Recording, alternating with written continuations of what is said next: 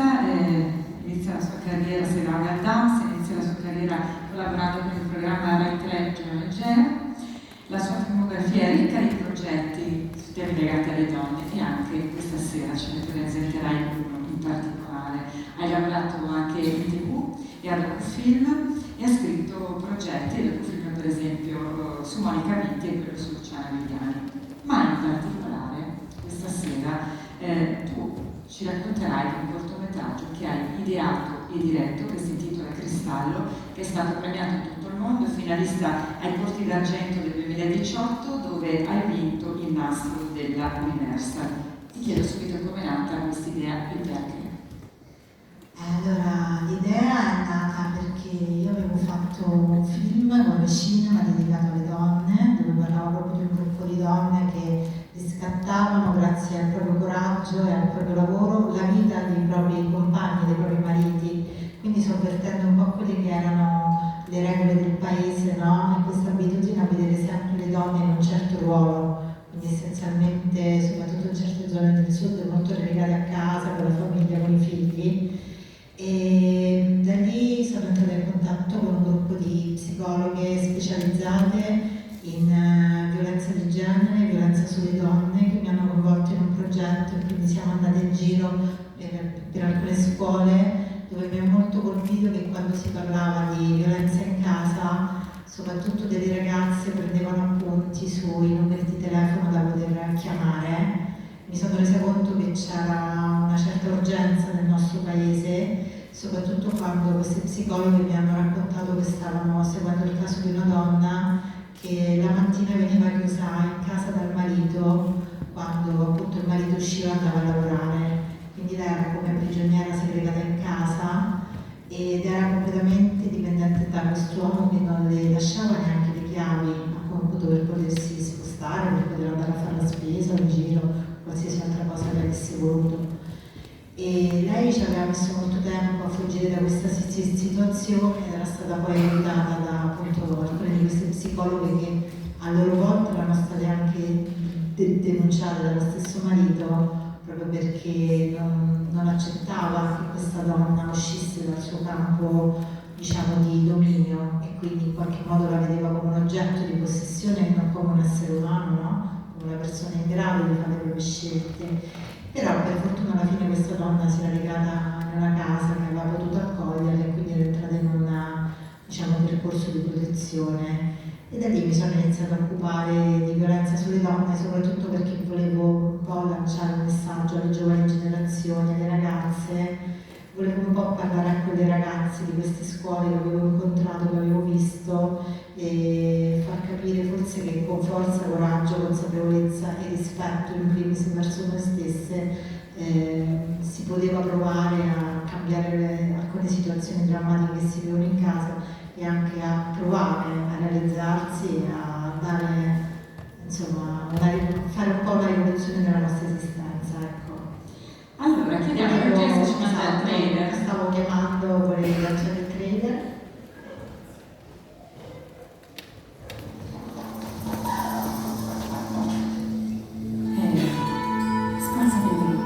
Dove sei stata fino a quest'ora? Allora, stai zitta! Rifacciamo partire. Si parte. Ce la faremo. È bello veramente. Ringraziamo chi ha lavorato anche dietro le cose. Ci siamo.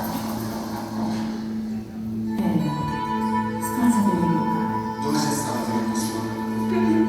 Allora, stai zitta!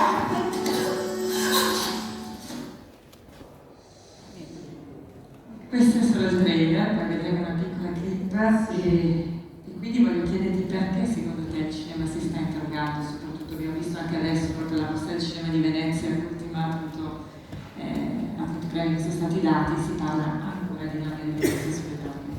Beh, io credo perché comunque la violenza è molto trasversale ed è anche un po', diciamo, uno dei temi che ho voluto toccare con questo cortometraggio, perché comunque la storia di due donne, di queste azioni sociali, economiche, totalmente diverse, che però hanno a che fare con lo stesso problema, che è una violenza da parte di un uomo, del proprio compagno su di loro. E quindi secondo me siamo in un momento dove, come in un sistema di specchi concentrici, ogni donna si può rivedere nell'altra, nella storia dell'altra, e magari proprio dal racconto della storia di un'altra donna. Infatti sono interessatissima al libro che acquisterò subito dopo, dove c'è questa raccolta di appunto testimonianze anonime. Credo che sia proprio poi la forza della denuncia a far trovare il coraggio di aggiungere un tassello in più, quindi una nuova denuncia. Ed è secondo me solo attraverso una rete che noi donne possiamo costruire, che possiamo provare a fare dei passi in avanti e provare a liberarci ogni giorno di più di questa violenza che comunque, ahimè, purtroppo è ancora molto presente in tanti ambiti. Vediamo la clip. Vorrei lanciare infatti la clip del mio corto, grazie. Immagino tanti questi video sono durante la tua vita, che tu non ricordi naturalmente. Il tuo completo. Elena, ho capito cosa ti è successo. E se tu mi dici la verità, io posso aiutarti a uscire dal cuore. Tu mi conosci, non sai cosa vuole per me. Io non ti conosco, ma so che sei libera di scegliere. E so che la libertà è importante. Se cosa diamo un senso.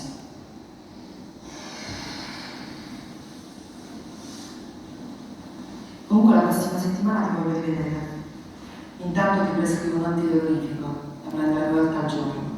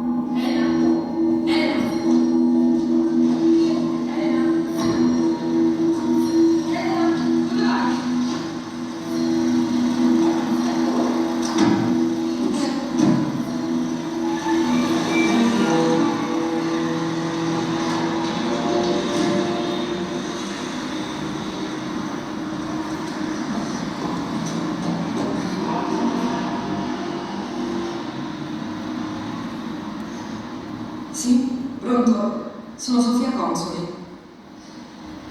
Voglio fare una denuncia. Si tratta di una violenza domestica. Sì.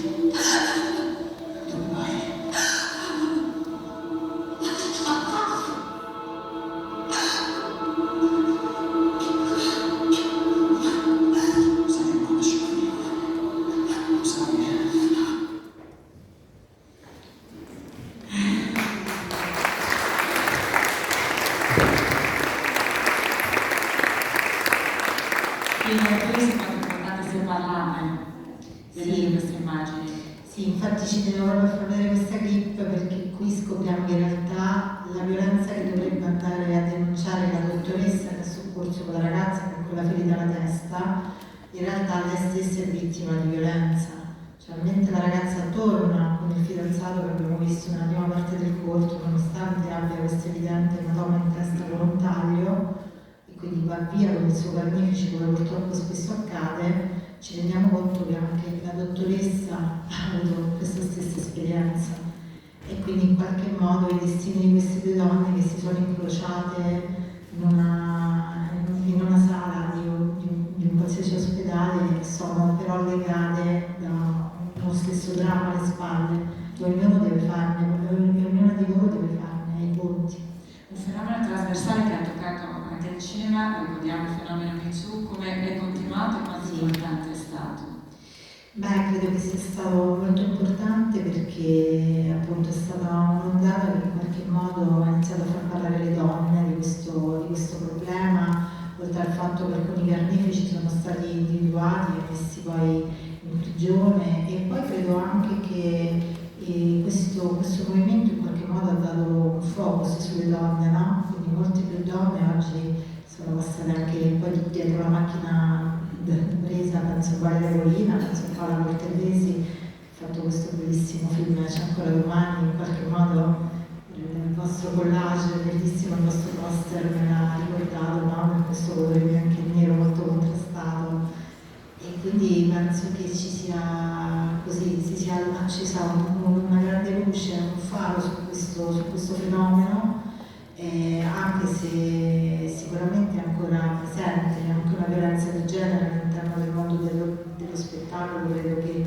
si siano fatti alcuni passi, ma ci sia ancora molta strada da fare, però dobbiamo farlo con forza e con una grande consapevolezza che possiamo migliorare, possiamo riuscire a cambiare un po' la situazione, stando sicuramente unite e uniti con il resto della società. Ultima cosa, dove troviamo il tuo corto? Beh, il mio corto è sulle mie pagine Vimeo, sui siti, ma se mi volete aggiungere ve lo mando, non c'è problema, insomma. Magari a presto.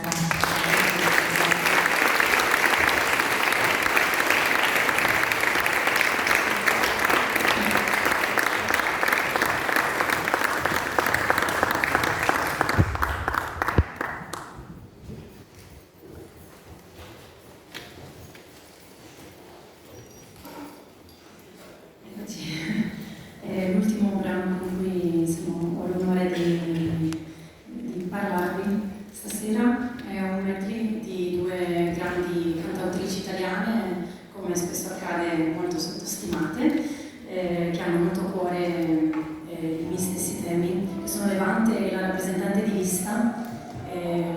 Con questo medley, il primo dei due brani di cui fa parte, che compone questo medley, è famoso, come spesso accade, per il numero di stream su Spotify, però pochi sanno che è stato scritto dalla cantautrice perché per più di un anno, dopo aver lasciato il suo fidanzato famoso, è stata vittima di insulti e di minacce di morte online da utenti, non posso dire per certezza del tutto maschili, ma insomma, dai, lo sappiamo, e di conseguenza questa l'ha portata a scrivere questo brano che poi insomma fortunatamente le ha dato il meritato successo. Questi sono Tiki Bom Bom e Questo Corpo.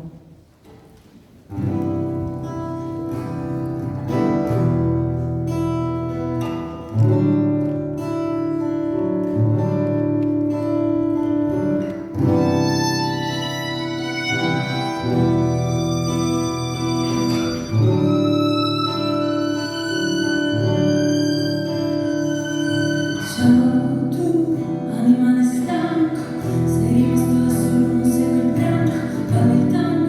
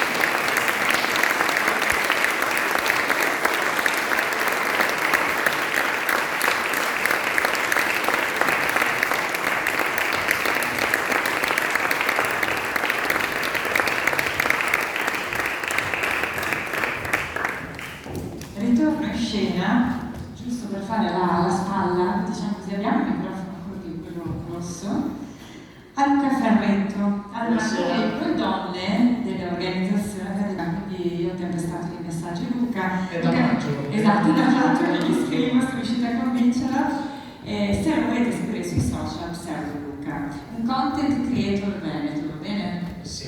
Ok? Volgarmente influencer. Volgarmente influencer, però lui ha studiato economia e marketing e poi ha cominciato a fare un po' di cose. Sì, io per caso mi sono trovato nei social col Covid, ho cominciato così e poi ho visto che mi piaceva come hobby, quindi ho continuato. Lo faccio sia come lavoro, secondo lavoro e come hobby. Perché Lui ogni tanto è accompagnato anche da un cane, che mi Sì. piace tantissimo. io sì, la Matilde, il cane, e come primo lavoro io lavoro su un'azienda, una grossa azienda veneta e quindi faccio Ci questo. ti dà spunti. Mi dà molti spunti, ho un mio ruolo, anche se faccio comunque il simpatico nei social, ho un ruolo abbastanza importante e grazie a Aiuto, ecco, vedi, questo è bello della diretta, abbiamo detto. cerco, mi fermo proprio a osservare come davanti a un cantiere, io osservo e grazie alle mie idee sia per l'azienda ma anche per i miei contenuti social. A questo proposito, se ne è parlato proprio prima della canzone, ma un po' in generale, la violenza corre nei social, sono tanto belli, però ogni tanto abbiamo sentito, ci sono i deoni Io da credo tastiera. che tutti abbiamo i social è bellissimo, io ci lavoro e ho conosciuto persone nuove, chi ha un hobby particolare finalmente può trovare qualcun altro che ha la sua stessa passione e c'è anche molta solidarietà, ci si può informare, basta vedere i giornali, ormai qualcuno basta comprare il giornale, guarda internet, guarda i social e si vedono tante belle frasi al miele, basta pensare agli atleti paralimpiadici che hanno vinto. Quanti bei commenti ci sono bellissimi commenti. Poi andiamo giù nei commenti, nel social e vediamo un post di polemica. Avete mai osservato i commenti sulla polemica? Ecco, se non avete niente stasera guardate un po'. Le due donne della politica italiana, io spesso guardo sia la Meloni che la Schlein che Per essere bipartisan. quando la Meloni ha la bambina, mette delle foto con la bambina o la Schlein comunque con la sua compagna, leggete i commenti, guardate i commenti e ricordo che ognuno è responsabile di quello che commenta, quindi quando qualcuno commenta è responsabile di quello che scrive e lo vedete tutti. I commenti purtroppo sono di persone che, se noi andiamo a vedere il profilo, sono persone che hanno la bambina in parte, ok? La bambina, il nipotino, sono persone normalissime e fanno degli insulti, della violenza, perché è una violenza gratuita che si fa gratuitamente. E queste persone, io sono stato varie volte, mi hanno augurato la morte a me, a mia mamma, ai cani, a tutto. La prima volta è stato male, dopo sono abituato ormai. Però perché noi facciamo questo? Queste persone sono in mezzo a noi, sono in mezzo a noi. Bisogna trovare una soluzione, ci vuole un ingegnere che a questo punto giri la cosa del rollatto sulla faremo a questo proposito. Quindi quando ogni tanto ho riposto questi messaggi che mi arrivano, ok, di violenza, quindi se arrivano a me che sono un uomo, a una donna, Puoi immaginarti? di tutto. E la gente si stupisce. No, queste tutte persone che sono in mezzo a noi. Normali, tra Normalissime. virgolette. E il problema è che se una persona è stupida nella vita normale, anche nei social, è coerente, è una persona stupida, quindi ci sta. Il problema è le persone che sono normali nella vita, davanti al social, quindi davanti allo schermo, sono nel social, cominciano a prendere confidenza, andare oltre. Questo cosa succede? Quando tu vai oltre nel social, prima o poi ti scappa nella vita reale. Ok? E infatti stiamo andando a questo. Chi è di Padova, io mi sono messo come a vedere il cantiere, mi sono messo, quando mi ha invitato, ero al Biri e ho cominciato, siccome c'era traffico, e ho cominciato a osservare. Alla rotonda del Biri, io ho visto ogni giorno alle 5 ci sono offese, minacce, insulti, però voi donne, osservate altre donne come sono tese, sembra che devono fare, cioè è un'agonia, no? Perché hanno paura, sono traumatizzate. È donna volante. Sì, ma sono traumatizzate da quello che può succedere.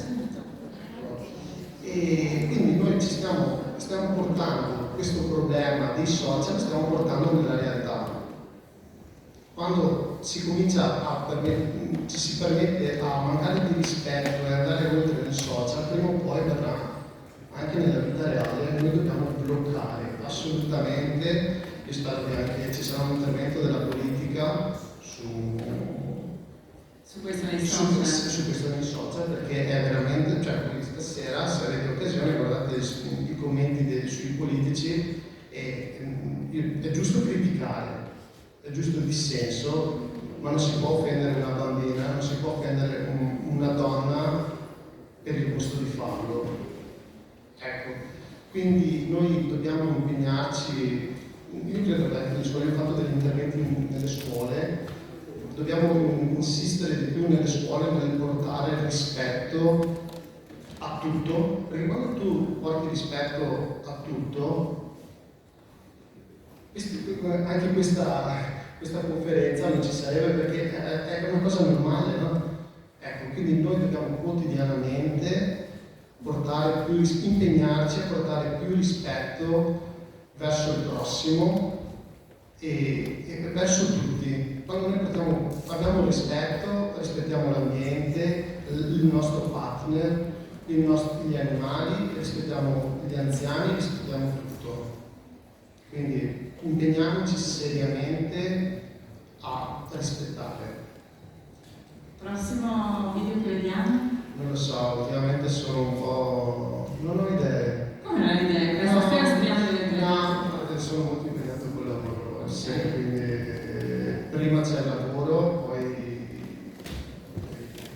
il resto, poi i social. Serve Luca anche a fare grazie.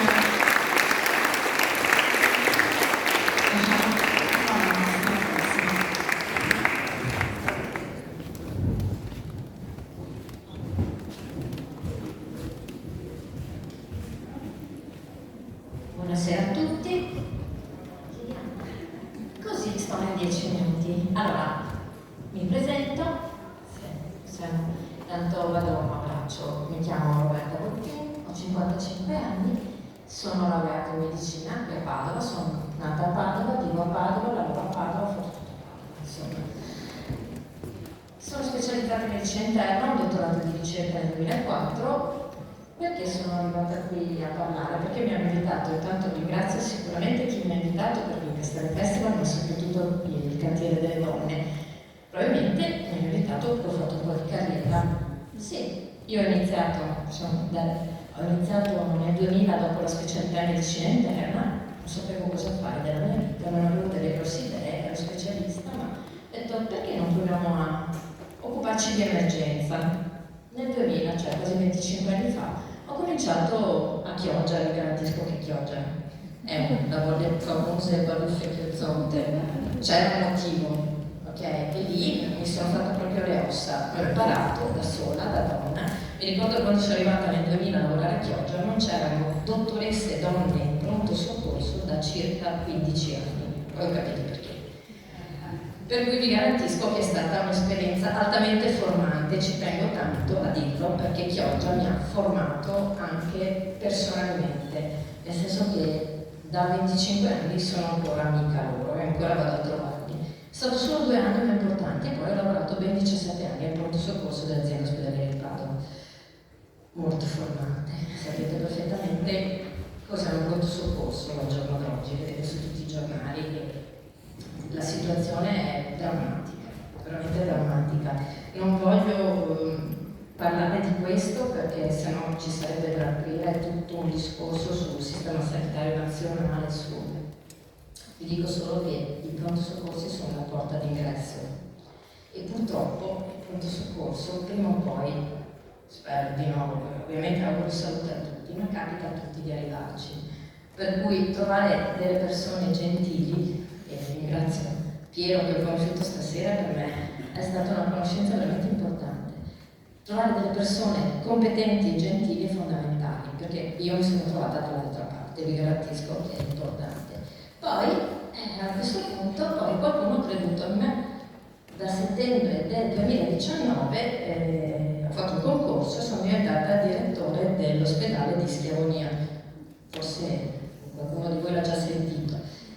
Diciamo che del pronto soccorso dell'ospedale di Schiavonia. L'ospedale di Schiavonia serve il distretto di Padova Sud, per cui dirigo il pronto soccorso di Schiavonia, il punto di primo intervento in Montagnana, il posto ambulanze di Conselve, il posto ambulanze di Monselice. Più o meno sono 130 le persone che dipendono da me, tutti tra autisti, infermieri, medici, una segretaria. E qualcuno ha creduto in me, non avevo alcun tipo di esperienza. A settembre 2019 ho iniziato a mettermi in gioco e a febbraio 2020 il primo morto in Europa per Covid è stato da me. A questo punto uno dice, è brutto dirlo, è servito, sì, è servito, perché in quel momento una donna serviva. In quel momento posso dire che arrivare a quel punto ho avuto tanti detrattori, tantissimi, perché una donna che fa carriera, vi dico solo che in Veneto ci sono circa 40 pronto soccorsi, 7 direttrici, 43 direttori, giusto per farvi un'idea. Per cui chissà cosa è successo. Il Covid, è brutto dirlo, lo ammetto, ma mi ha dato l'opportunità di dire che forse una donna al comando ci sta. Perché no? Chi è che ha le capacità di prendere improvvisamente, che ne so, il bambino la mattina che ha la febbre e deve andare a lavorare? Una banalità. Però chi è che ha la mente multitasking? Una donna. Ok, vorrei però parlare di parità di genere. Ok, parità vuol dire uguali. Però a quel punto, con 7 direttrici donne, probabilmente avevamo qualcosa da dire. Nel 2000, c'è un refuso, dal 2021 sono anche consigliere dell'Ordine dei Medici di Padova. E anche questo è stato per me un momento di crescita importante. Mi è stata data questa opportunità e anche qui, poi vedremo alla fine, ho portato dei miei progetti. Sono andata avanti. Allora, per cui voglio proprio stringere la parità di genere, un principio fondamentale per garantire una società equa ed inclusiva. Leggo le diapositive perché le ho scritte io, non per niente. E allora, nonostante i progressi degli ultimi decenni, le donne continuano a subire discriminazioni, violenze, limitazioni sia nel mondo lavorativo che nella vita quotidiana. Disuguaglianze salariali, qualcuno dopo di me parlerà di questo, stereotipi di genere, limitazioni nell'accesso a ruoli di responsabilità, il mio ruolo di responsabilità enorme in emergenza in questo periodo. Stereotipi di genere, pensiamo solo alle favole che vengono raccontate, cioè chi c'è? Cenerentola, ok? Possiamo parlare del bacio del principe che finalmente dà l'opportunità di svegliarsi a Cenerentola, la bella addormentata e così via. Questi sono stereotipi. Alla bambina regaliamo la bambola da pettinare, ok, al bambino regaliamo la macchinina. E a questo proposito vorrei dire che anche l'Italia sta partecipando a un progetto di Inspiring Girl, cioè ci sono delle donne, diciamo, che hanno come me avuto la fortuna, relativamente fortuna, la capacità di arrivare dov'è e dimostrare che si mettono in gioco e vanno nelle scuole elementari e medie ad insegnare a maschi e femmine, perché la parità sta in quello, che anche la donna può fare l'astronauta, che anche l'uomo può fare un cuoco, non ne parliamo, ormai sono solo uomini, pochi bravi. Ed è un progetto molto bello, i bambini ascoltano, maschi e femmine, per dire siamo arrivati, questo è quello che si può fare, perché i nastri di partenza siamo tutti uguali. e la società ci deve permettere di arrivare dove le nostre capacità riescono ad arrivare, maschio o femmina. Io ho avuto la fortuna di avere dei genitori umili, di umili origini, ma che hanno creduto molto in me. Io da piccola non mi sono mai sentita diversa dal maschietto. Ho sempre pensato di avere le stesse opportunità ed è stato così. Non è stato semplice, è stato così. Parliamo di disparità economica, partecipazione politica. Che cos'è la leadership femminile? Cioè, la leadership femminile è diversa, non è una leadership maschile. Io non faccio il verso al mio collega maschio, io ho altre caratteristiche, io non sono il direttore femmina che si mette i pantaloni, o almeno non vorrei essere in qualche occasione quando devi prendere in mano la situazione, devi essere molto rigido e a volte molto assertivo. Però quella che è la capacità di una leadership, qual è? È idee innovative, inclusive, capaci di affrontare le sfide con una visione più ampia. Le donne hanno una visione ampia, senza nulla togliere la parità del maschio. E di questo il maschio è ben consapevole. È stato difficile arrivare in un pronto soccorso dove mi sono trovata 29 colleghi, quasi tutti maschi, 29 medici, quasi tutti maschi, e una gran parte più anziana di me. È stato difficile prendere in mano. Ma hanno capito che probabilmente la mia innovazione, la mia freschezza, ma anche la capacità di ascolto, perché la leadership femminile è soprattutto quella, ascolti e restituisci. Questa è una leadership, non è il, passatemi il termine, la donna con le palle, no, è una leadership completamente diversa ed è necessario che sia così. E che cosa c'è? Non solo l'atteggiamento di ascolto appagato, ma anche la dimostrazione di una vulnerabilità. A un certo punto, nel momento dell'emergenza Covid, con 120 persone, la vita di 120 persone che lavoravano con me dipendeva dalle mie scelte organizzative, vi garantisco che non è stato semplice dormire la notte. Quando ho dimostrato la mia vulnerabilità, il mio gruppo c'era, in qualche modo ha capito che comunque anch'io avevo le mie debolezze, ma insieme siamo andati avanti. Mi ricordo che mi hanno fatto un video bellissimo i miei ragazzi, i miei medici, i miei infermieri, che mi hanno detto forza capo, dai che ce la facciamo, riusciamo. E ancora adesso mi trema la voce perché per me è stato importantissimo. Questa è la leadership femminile, umanità, resilienza. La donna, ribadisco, dopo aver chiesto, ascolta e restituisce nel modo più adeguato. Possiamo andare avanti. Il futuro. Uguaglianza nella diversità, ho parlato di parità volutamente, adesso le mie dottoresse, perché dopo un po' il pronto soccorso purtroppo è un turnover elevato, è finito, quasi, è un turnover elevato, i maschi e le femmine mi dicono, diciamo, sono venuti a lavorare con me molte più donne, le donne adesso mi chiedono basta, chiamo qualche maschietto adesso perché sennò, perché? Perché è vero, si lavora bene insieme, un'equa distribuzione. Violenza di genere, allora io non mi vado a soffermare, voglio solo dirvi una cosa, che il pronto soccorso è il primo posto dove arrivano le donne vittime di violenza di genere e tutti i pronto soccorsi sono stati formati per delle procedure di presa in carico. Stiamo sviluppando tutte queste procedure e formando il personale, per cui se è arrivato un pronto soccorso c'è qualcuno che si prende la cura di voi. Questo volevo solo metterlo così come idea e noi ci stiamo lavorando tantissimo anche dal punto di vista formativo. Allora, questo solo per concludere, allora, la mia esperienza di consigliere dell'Ordine dei Medici di Padova a proposito di innovazione, io mi occupo di emergenza, questo non c'entra con la parità di genere, ma approfitto di questa opportunità che mi è stata data di parlare per parlarvi di un video, vi faremo vedere un video sull'arresto cardiaco. Ricordatevi che un arresto cardiaco può capitare ovunque, anche in casa. Voi siete i primi, ognuno di noi è un cittadino che può applicare, che può fare un massaggio cardiaco.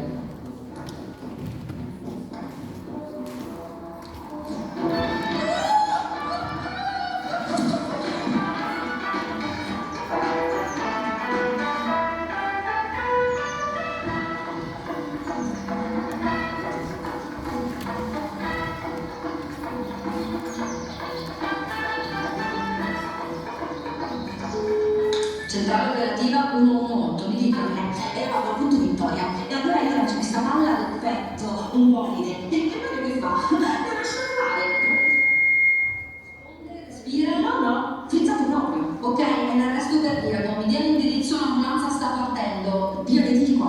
iniziamo un massaggio cardiaco. Massaggio cardiaco? Metta le mani al centro del torace e prema forte e veloce. Con che ritmo? 120 bpm. 120 che? Le passo il supporto ritmo. Abbiamo un'emergenza ritmo. Mettimi in linea il beat, copri il torace e tieni il tempo.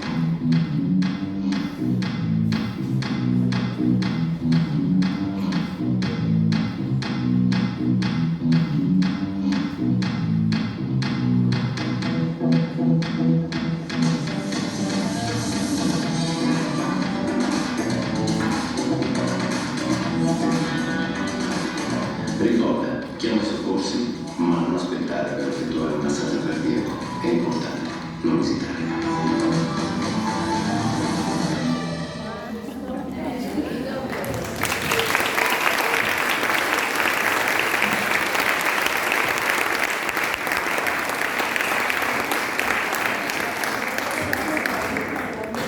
Ecco, il video è stato ovviamente, è stata una mia idea, perché ormai da 25 anni che mi occupo di emergenza e gli unici arresti cardiaci che salviamo non solo il cuore ma il cervello, perché il problema è che noi salviamo il cuore ma poi restano dei vegetali. Se voi, chiunque di voi, applica un massaggio cardiaco, salva quel cervello nel frattempo che arriviamo noi, proprio è fondamentale. In America questa campagna la stanno facendo da 30 anni e hanno triplicato la sopravvivenza. Per cui io approfitto di questa sede per dirvi questo.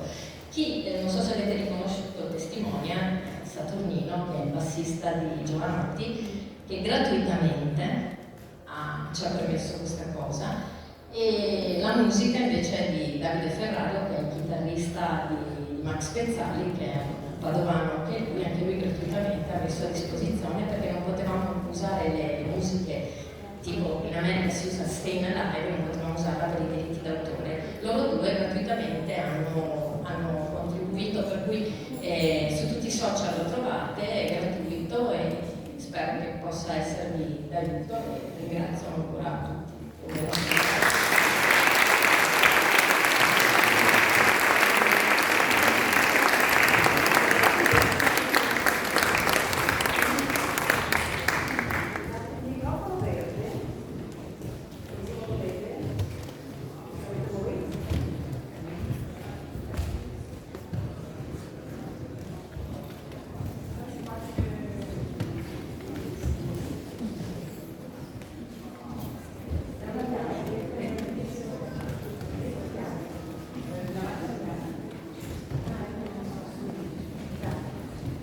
Buonasera a tutti, noi siamo Alessandra della Diamond Music School e vi presentiamo il brano Maybe I, Maybe You.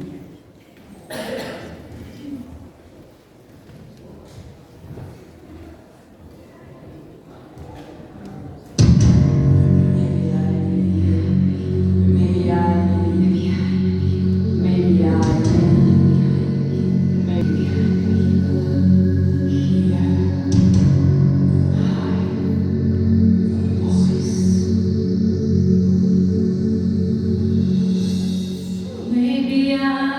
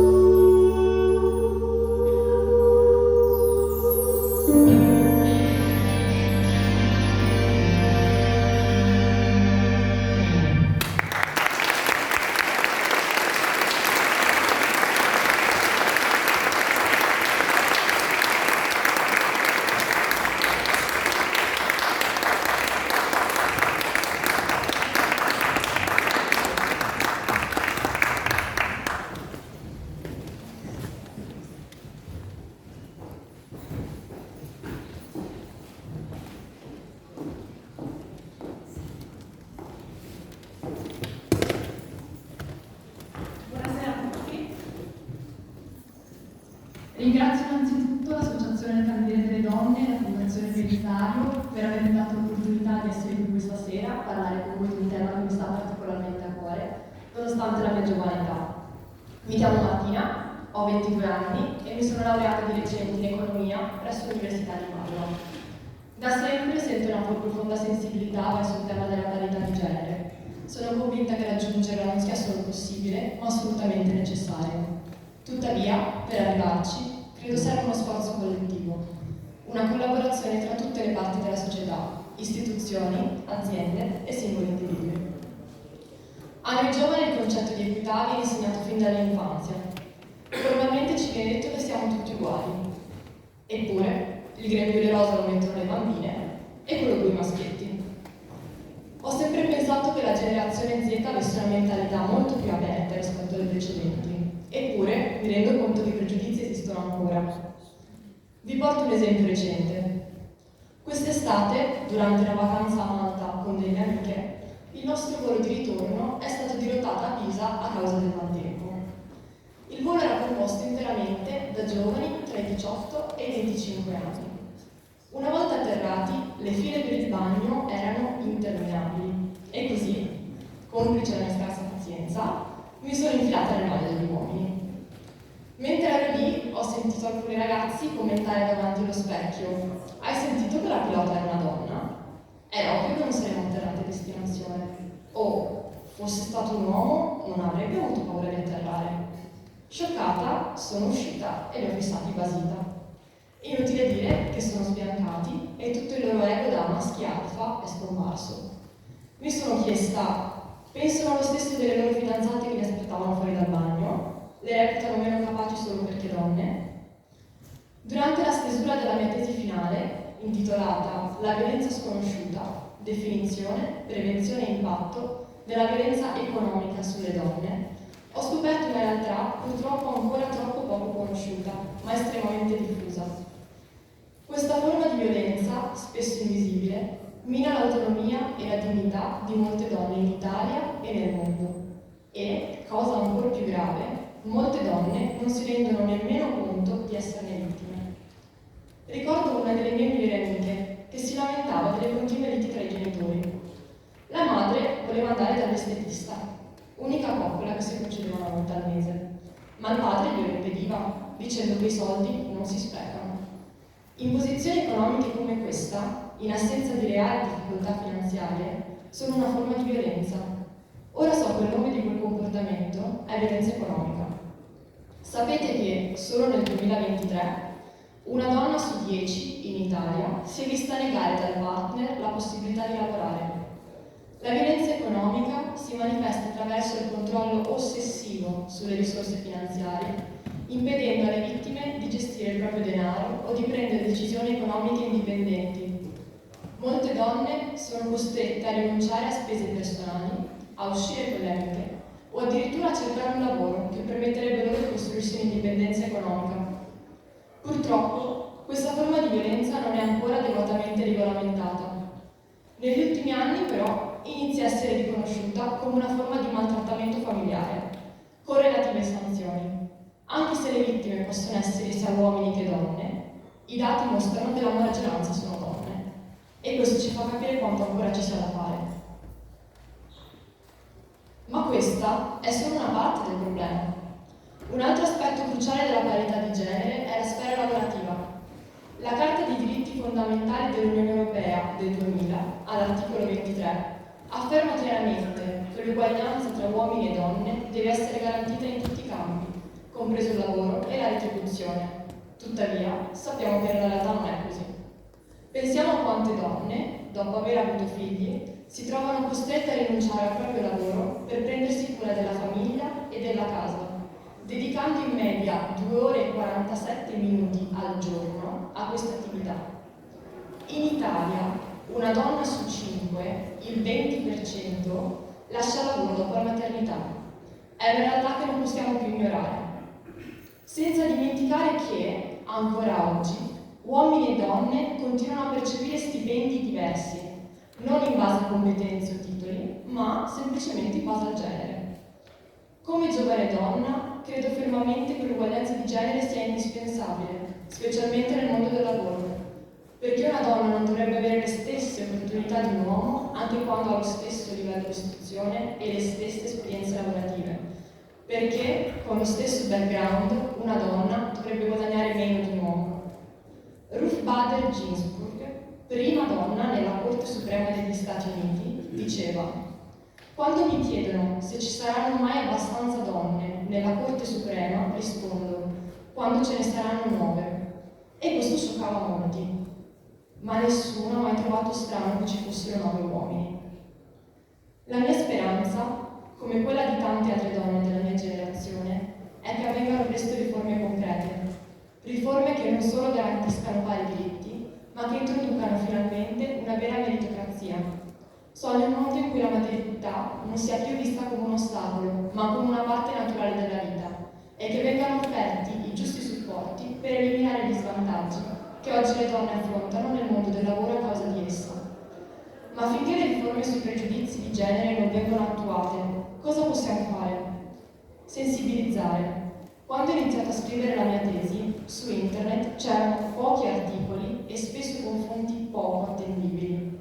Ora, la prossima persona che dovrà analizzare questa tematica avrà un documento in più. E se quello che ho scritto venisse letto anche solo da una persona in più, avrei già raggiunto il mio obiettivo. In ultimo, mi rivolgo a voi, papà, mariti, fidanzati. Noi donne abbiamo fatto tutto quello che potevamo. Non possiamo più sentire: ma io sono diverso, non è colpa mia. Ogni volta che siete stati zitti e non ci avete difeso sul lavoro o tra amici, che avete riso di noi per non sentirvi emarginati dal gruppo, avete alimentato il problema. Adesso tocca a voi parlare, a dire ai vostri amici che nessuna donna ha mai cercato la violenza, ma che uno di voi gliel'ha inflitta. Se una ragazza viene stuprata, non è colpa della gonna troppo corta. Il report Violenze sulle donne del Servizio Analisi Criminale evidenzia che nel 2023 le vittime di violenza sessuale sono state 6.062, di cui il 91% donne. Significa 15 donne stuprate ogni giorno. Non è vero che i maschi si devono comportare da maschi. Non succede niente se si carica la lavatrice o se si passa l'aspirapolvere. Se la minestra è sciapa, ci si può alzare a prendere il sale senza sentirsi eroi. A cambiare non deve essere un singolo, ma un sistema. Non è detto che il ragazzo geloso e morboso diventi un assassino, ma solo il fatto di essere gelosi e morbosi è già un problema. Grazie.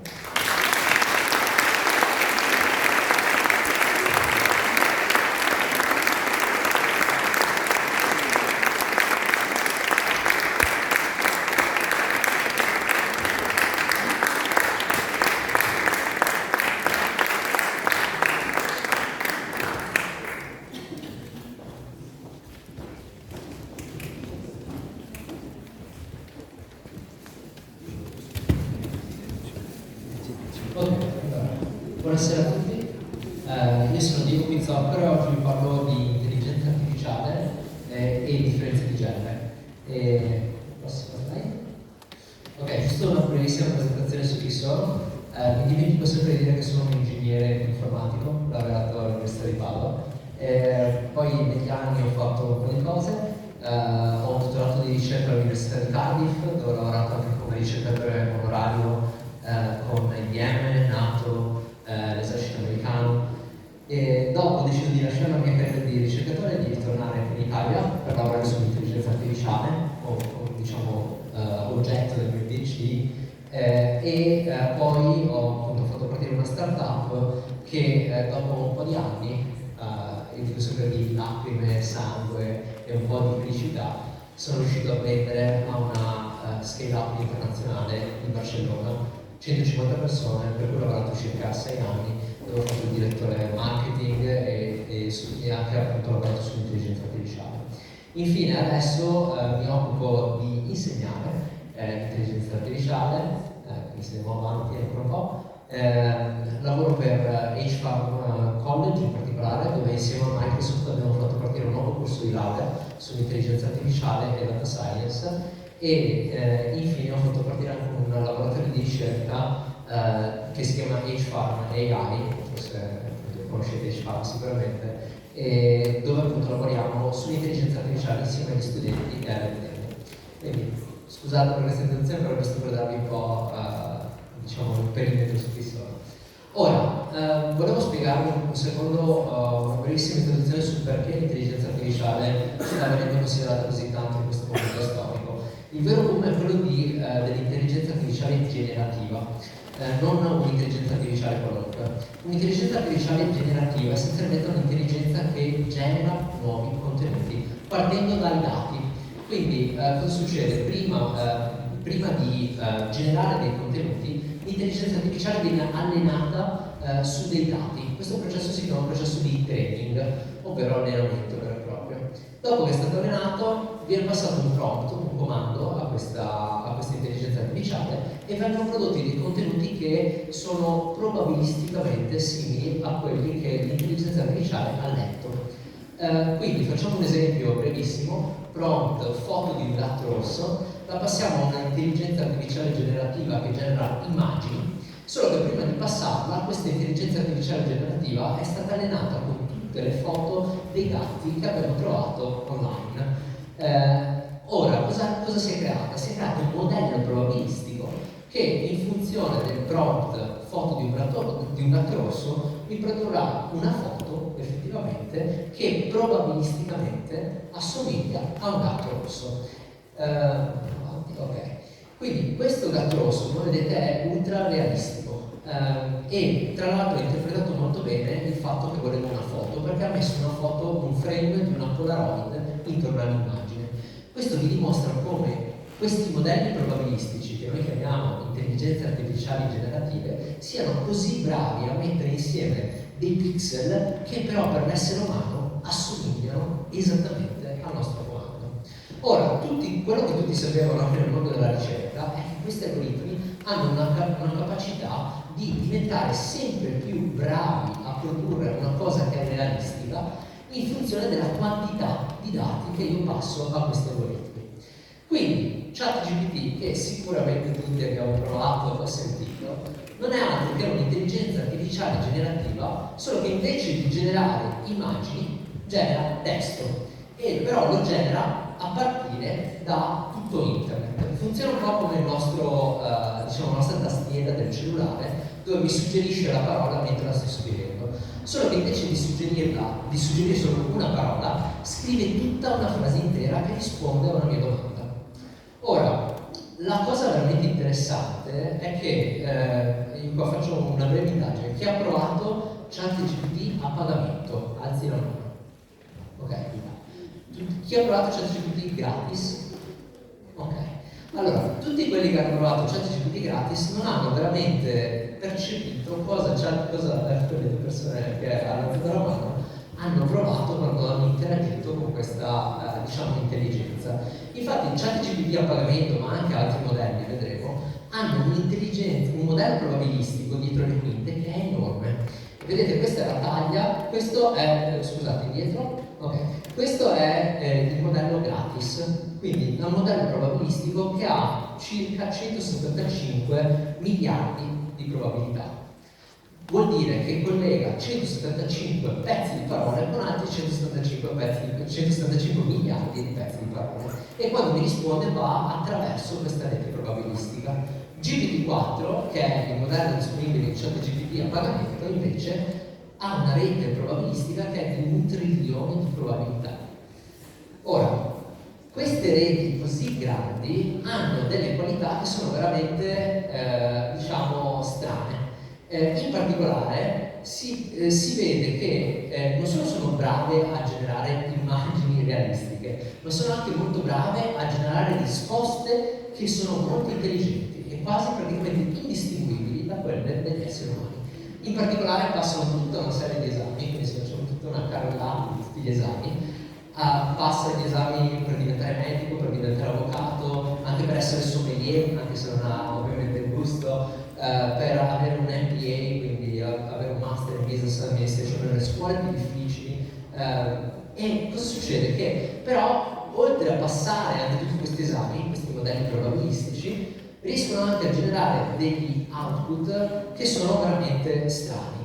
In particolare, oltre al GPT-4, che è il modello probabilistico più avanzato, sono usciti altri modelli probabilistici da altre case, come per esempio Anthropic, e un test che si fa spesso con questi sistemi è che si passa un test di più di 3.000 parole, di 3.000 pagine, molto tecnico, e si mette un ago in un paioletto, una frase che non c'entra niente con quel testo, e si chiede al modello probabilistico: dimmi cosa c'è di strano in questo testo. Ecco, l'output di questo modello probabilistico che si chiama Claude, che è simile al GPT-4, è questo fatto sui condimenti per pizza, perché qualcuno aveva messo una descrizione di condimenti per pizza dentro questo testo molto tecnico, molto lungo. Dice: questo fatto sui condimenti per pizza potrebbe essere stato inserito per scherzo o per testare se stavo prestando attenzione. Ora, voi direte: è senziente, è umano? No, non è vero, sta solo imitando probabilisticamente quello che un essere umano direbbe dopo aver letto tutto internet, tutti i nostri documenti, tutti i nostri testi. Quindi la domanda che vi pongo sul tavolo è: cosa succede quando abbiamo a che fare con un modello probabilistico che genera risposte che sono indistinguibili da quelle di un essere umano e anche molto precise, perché passa gli stessi esami che passano gli esseri umani? Beh, la verità è che il controllo di questi modelli probabilistici è nostro. Siamo noi esseri umani che creiamo questi modelli, che decidiamo su quali dati vengono creati questi modelli, e in particolare che è importante notare che non hanno una volontà propria o dei principi etici, stanno solo generando probabilisticamente dei output. Ora, per quanto riguarda la discriminazione sui generi, tra i generi, ci sono due, secondo me, strade che l'intelligenza artificiale apre in maniera molto importante. La prima è l'amplificazione della discriminazione di genere. La seconda, invece, è l'inclusione. E io, tra l'altro, sono papà di 2 bambine di 7 anni e tento sempre di spiegare quali sono sia le potenzialità che i rischi di queste intelligenze artificiali, anche se sono piccoline. Ora, la prima, discriminazione. Vi ho portato un esempio proprio pubblicato, lo trovate anche online se cercate. Amazon nel 2019 ha spento un'intelligenza artificiale che ha imparato da sola a discriminare i curriculum in base al genere. Come è successo questo? Amazon ha allenato questa intelligenza artificiale per suggerire quali erano i curriculum migliori che sarebbero arrivati all'azienda per selezionare le persone. Beh, il problema è che questa intelligenza artificiale è stata allenata principalmente su curriculum maschili e quindi implicitamente aveva imparato a favorire i curriculum maschili. Non solo questo, si è visto che quando si rimuovevano anche tutti i termini diciamo più femminili, tipo partecipazione al campionato di scacchi femminile, ecco, pur rimuovendo questa informazione sul genere esplicita, l'intelligenza artificiale che aveva creato Amazon per fare questo ancora discriminava i curriculum, e questo era causato dal linguaggio che gli esseri umani, donne e uomini, usavano per descriversi nei propri curriculum. Maschi più assertivi e più confidenti, donne più oneste e donne più oneste e rispettose. Questa era una funzione che ha imparato, un modo di discriminare che ha autoimparato l'intelligenza artificiale. Ovviamente aggiustabile, dando ovviamente più curriculum femminile. Prossimo invece è l'inclusione. Questo è un caso molto italiano che mi è piaciuto tantissimo quando ce l'ha raccontato questa azienda che gestisce tutti i 2 principali aeroporti di Milano, Linate e Malpensa, che insieme a Microsoft Italia ha fatto un esperimento molto interessante. Gestire le richieste di supporto dei clienti degli aeroporti con intelligenza artificiale, usando l'intelligenza artificiale per dare delle priorità a queste richieste di supporto. Qual è il punto importante qui? Che l'intelligenza artificiale ha amplificato l'inclusione. Gli esseri umani che l'hanno creata non gli hanno detto dai priorità alle donne in gravidanza, ma lei, leggendo tutte le richieste di supporto, ha intuito che nelle richieste di supporto la donna che faceva quelle richieste era in gravidanza e ha deciso di essere più inclusiva sia per il bene dell'azienda ovviamente, ma anche come principio etico che gli avevano detto gli umani di rispettare. E quindi questo è un bellissimo esempio di inclusione. Vi ringrazio per avermi ascoltato, vi lascio due libri per approfondire, un libro di Ika Molly, che è uno dei principali influencer del mondo dell'intelligenza artificiale, si chiama Co-Intelligence, molto breve, però molto intenso, e anche un bellissimo libro di Mafia De Baptist, che è italiana, che è bravissima, in principio era ChatGPT. Grazie mille.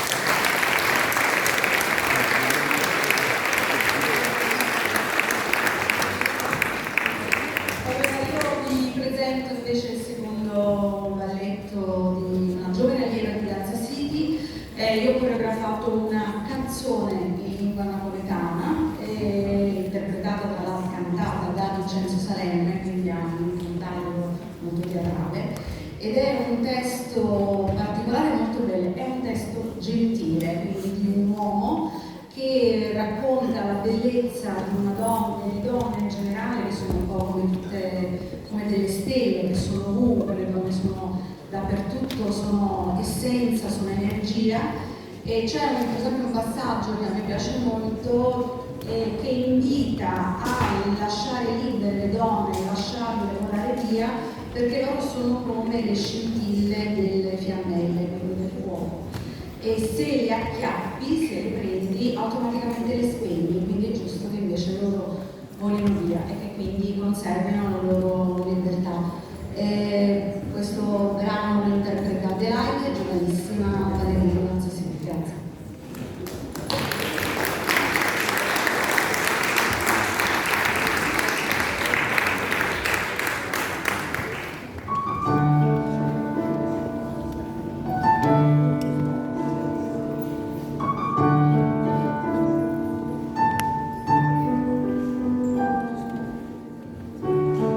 Le femmine sono come stelle,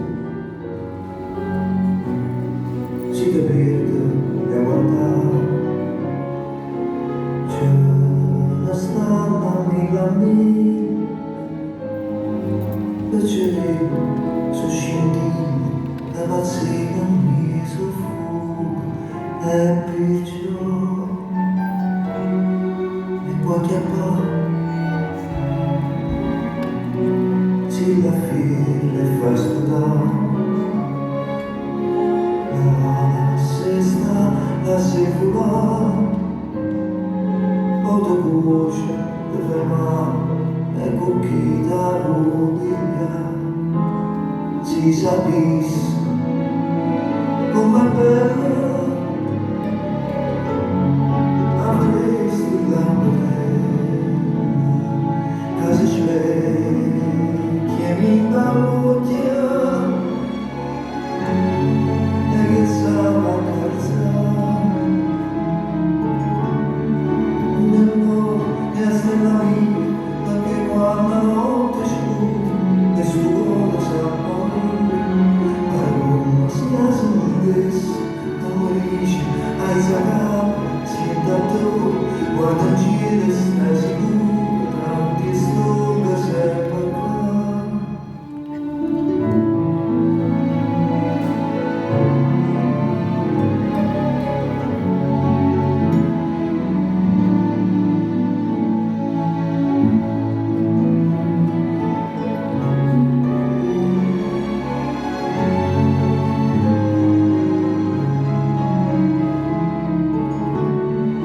Nel mondo e a stella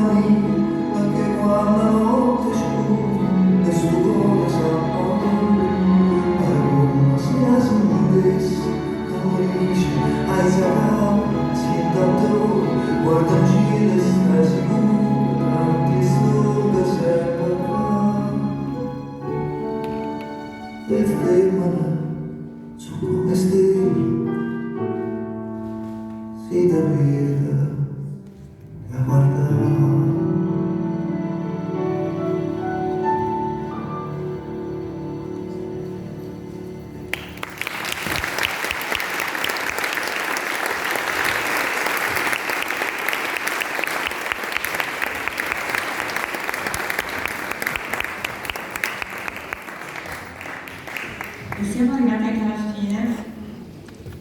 È un piacere di avere qui con noi, siamo lontanissimi, per questo dobbiamo avvicinare un po' la sedia. Ciao Balletti, eccoci. Ho il piacere di avere qui con noi Gino Cecchettin.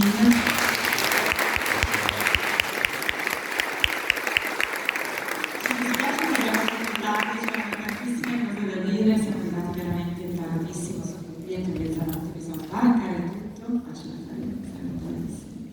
Gino Cecchettin ha una bisogno di presentazioni, messo sotto pancia, come si dice in gergo, ha messo papà di Giulia. E Gino Cecchettin sta girando per l'Italia con il libro, ma soprattutto sta guardando avanti. A proposito di parità di genere, di violenza sulle donne, sicuramente ha luce in capitolo in questo senso. E quindi chiedo appunto a Gino Cecchettin un po' anche a conclusione di questa nostra serata, di quello che abbiamo sentito e visto, che cosa porta Gino Cecchettin qui oggi, che cosa sta portando in giro per l'Italia. Ho voce in capitolo solo perché sono stato protagonista di una triste vicenda, ma non sono un esperto e parlo sempre solo da genitore. Quello che ho potuto vivere e vedere negli ultimi mesi è chiaramente un mondo che non conoscevo e mi sono un po' aperto. Diciamo che vedo il mondo con altri occhi, così proprio come scrivevo nel libro, perché non ero a conoscenza, o meglio, riuscivo a capire che viviamo in un mondo di un certo tipo, ma non ne vedevo gli effetti collaterali. E devo dire che una volta che indossi questi occhiali ti rendi conto quanto siamo immersi in questo mondo. E non lesino la parola patriarcale perché è stata Elena per prima a mettere questi occhiali e parlare di questa parola che io consideravo solo un modo di portare avanti una condizione familiare di vecchio stampo. E quello che è stato detto oggi, soprattutto dalla dottoressa Volpin, che ha specificato molto bene quanto ci sia differenza tra maschi e femmine, e io ho potuto vederla e toccarla con mano. Per esempio, ho avuto modo di parlare con diverse testate giornalistiche e ho scoperto che solo 3 direttrici sono donne su 15-20 giornali che ci sono. Ancora la presenza all'interno del nostro Parlamento, siamo sotto al 30%, i CEO delle grandi aziende non arrivano al 10% in termini di CEO femminili. Quindi c'è ancora tanto, ma ci sono ancora tanti stereotipi di genere e non me ne capacitavo, però poi quando inizi a leggere, inizi a collaborare con delle persone che studiano questi fenomeni da una trentina d'anni, ti rendi conto che ci viviamo, forse tutti noi non ce ne rendiamo conto, ma chi di voi ha fatto o farebbe mai un regalo a un nipotino maschio regalando un orologio? Poniamoci questa domanda. Probabilmente nessuno. Ecco, quello è un stereotipo di genere, perché magari siamo abituati a vedere le cose così, ma quello che invece si potrebbe regalare a quel bambino è l'opportunità di giocare a fare il papà. Quello che ho visto io è che comunque se ne sta parlando e attivamente ci siamo proposti di fare una fondazione, siamo a buon punto, siamo quasi andati al momento di fare la Costituzione, lavoreremo di concerto con associazioni che operano contro la violenza sulle donne, faremo formazione attraverso dei team di professionisti e poi cercheremo di erogare delle borse di studio per le studentesse che vogliono approcciare delle discipline STEM, quindi scientifiche, che sono quelle che nel futuro probabilisticamente dovrebbero garantire una parità salariale maggiore. Ecco, tutto questo da papà di Giulia. Noi genitori, lo dico da Dio, lo sono, ma tanti di noi questa sera lo sono, si sentono inadeguati e spesso si sentono anche in colpa. Ovviamente tu hai dovuto sopportare quello che hai sopportato e immagino che molti genitori ti possono anche aver avvicinato e chiesto magari che cosa possono fare per prevenire, per capire. Sicuramente studiare non fa mai male, cioè, studiare il fenomeno, studiare come fare i genitori. Io penso che con 3 figli penso di aver imparato quasi al terzo figlio a farlo discretamente. Giocando un giorno con Elena mi fa, a lui mi hai dato uno spulaccione, ho detto no, lui è stato l'unico dei 3 che non ha mai preso uno spulaccione, guarda che bella cosa che hai fatto, no? Perché si impara studiando, noi abbiamo studiato un po', però veramente arrivi in un mondo che non conosci e fare genitore penso sia il mestiere più difficile del mondo. Quello che posso dire da quella che è stata la mia educazione, che è stata un'educazione molto severa, fin troppo alle volte, però è servita, anche se me ne sono presi di santa ragione per ogni cosa che facevo sbagliata, quantomeno ho imparato, ecco, il valore del sacrificio e dei no. Ecco, questo forse da genitore è una cosa che consiglio a fare, infatti ci sono tanti libri no, che aiutano a crescere e noi mi metto in mezzo anch'io perché sicuramente adesso sto cercando di dare il più possibile ai miei figli, ma quello che cerchiamo di fare è di essere forse troppo buonisti. Proprio stamattina, il primo giorno di scuola, ho chiesto a Davide com'è andata. E lui mi ha detto, la prima cosa che mi ha detto, mi fa, rispetto agli altri anni ho visto una cosa stranissima. C'erano dei genitori che accompagnavano i propri figli a scuola in autobus. Ecco, per me questo va al di là, no, dell'insegnare ai propri figli come sapersi destreggiare, perché poi è nella tempesta che si formano le persone. Sentivo un paio di settimane fa il professor Pellai che parlava di un esperimento che si chiama Biosfera 2.0, dove era stata ricreata all'interno di una cupola sostanzialmente dei vegetali, degli alberi, che una volta arrivati adulti morivano perché non avevano considerato l'effetto del vento, del vento e delle intemperie, che disturbano in un certo modo, quindi erano nate queste piante in una situazione idilliaca. Cosa significa? Che sono sicuramente le cose che ci fanno uscire dall'area di comfort che ci fortificano. Se ai nostri ragazzi diamo tutto, non li facciamo mancare nulla, arriverà il momento della vita in cui si troveranno da soli e non sapranno affrontare la situazione. Quindi essere un po' più, sempre gentili, come diceva il professor Vecchiato prima, ma con autorevolezza e cercare di farsi guadagnare le cose col succo della fronte. Secondo me questa è la cosa molto educativa. Fondazione Giulia, dove la ritroveremo, quando possiamo servirvi, come possiamo aiutarvi?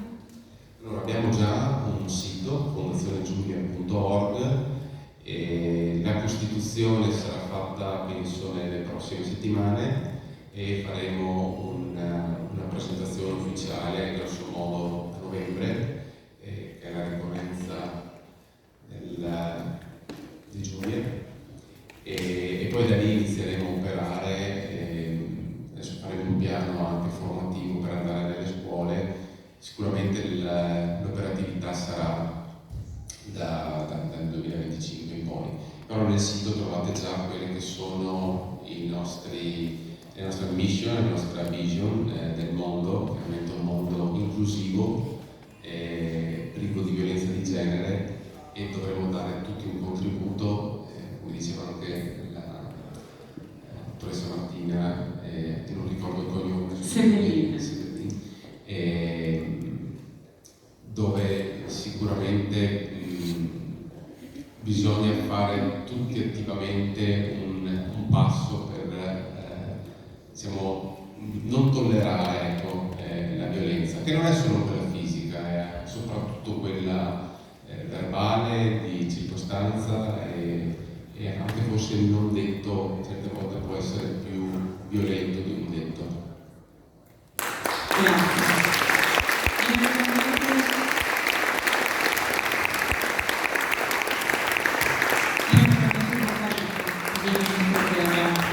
Bellissima lettura. Grazie mille. Lasciamo, chiudiamo in bellezza con l'auditorium che ci chiude questa nostra serata. Lascio la loro scena.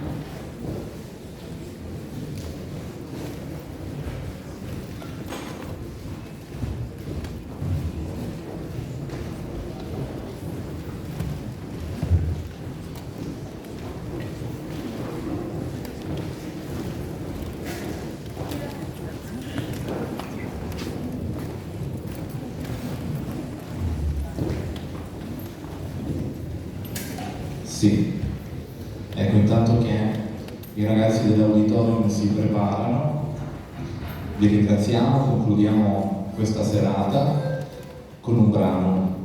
E Antonio, mi suoni un La?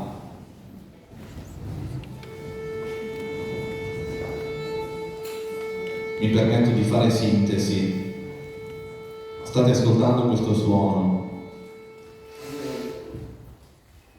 Secondo voi è un suono?